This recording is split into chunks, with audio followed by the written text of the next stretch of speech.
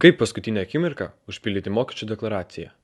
Jeigu tau nepadėjo VMI pateikta 71 puslapio instrukcija, gal padės šitas video.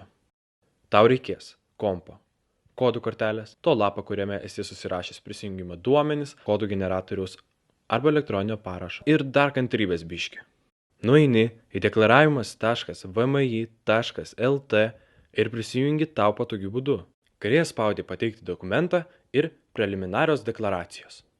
Puslapio viduryje matai lentelę. Spaudi viršutinę eilutę. Atsidaro naujas langas, jo apačioje spaudi pildyti.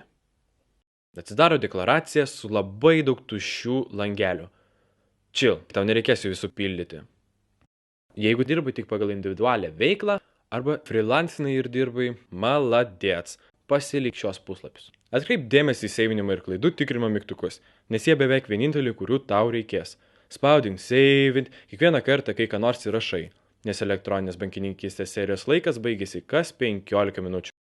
Pradėk spaudyti klaidų tikrinimo mygtuką. Puslapio apačioje tau išmes visas klaidas ir perspėjimus. Tai spaudi ant klaidos, čekinį ko prašo įrašai. Laukelių reikšmės labai patogiai nurodytos puslapio viršuje, o klaidos apačioje. Čia turbūt, kad nebūtų nuobodu ir galėtum scrollinti nuo viršaus į apačią arba iš apačios į viršų. V3 langelį ir V17 pasirinki pirmą. Čia reiškia, kad dirbai tik Lietuvoje ir kad patyrei 30% išlaidų, nebent rinkai čekiukus ir nori įrodinėti VMI, kad patyrei daugiau. Jei nebemeta klaidų, viršuje dešinėje spaudi pateikti deklaraciją. Tau išmes naują langą, kuriame arba parašys, kad gauni pinigų, arba kad turi jų sumokėti.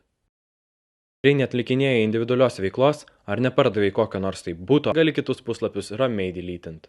Kai ištrynei tuščius ir nereikalingus puslapius, pradėk spaudyti klaidų tikrinimo mygtuką.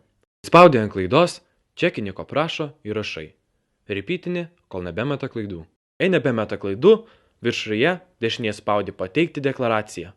Tau išmes naują langą, kuriame arba parašys, kad gauni pinigų, arba kad turi jų sumokėti.